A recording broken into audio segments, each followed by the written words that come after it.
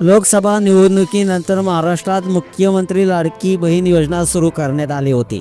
या योजनेअंतर्गत महाराष्ट्रात ज्या महिलांचे वार्षिक उत्पन्न 2.5 लाखापेक्षा कमी आहे अशा महिलांना महिना 1500 रुपये देण्यास सुरुवात देखील झाली होती।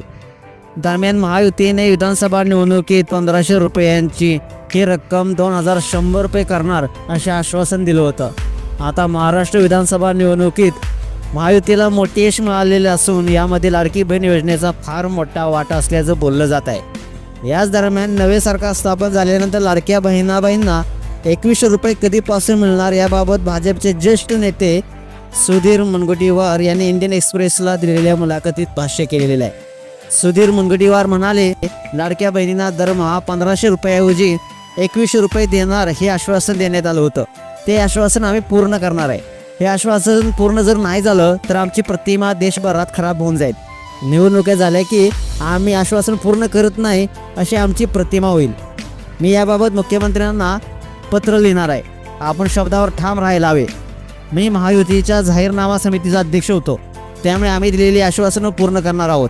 ती आश्वासनं धुळीस मिळू देणार नाही।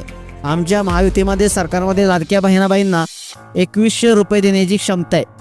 महायुतीतील एकही पक्ष आमच्या 2100 रुपये देण्याच्या योजनेला विरोध करणार नाही। जानेवारी की जुलै किंवा कोणत्या महिन्यापासून 1500 रुपयामध्ये वाढ करून 2100 रुपये देण्यास सुरुवात करायची याबाबत चर्चा करण्यात येईल।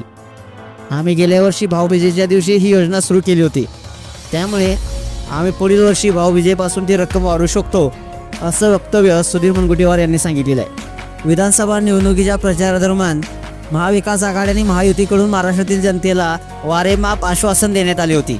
महाविकास आघाडीने लाडकी बहीण योजनेची रक्कम 3000 रुपये करू असे आश्वासन दिलं होतं। याशिवाय योजनेला महालक्ष्मी योजना हे नाव देखील असल्याचं सांगण्यात आलं होतं।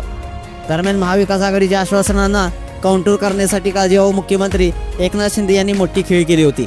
आमचं सरकार आल्यानंतर लाडकी बहीण योजनेची रक्कम 1500 वरून 2100 रुपये करू असं आश्वासन देखील एकनाथ शिंदे यांनी दिलं होतं।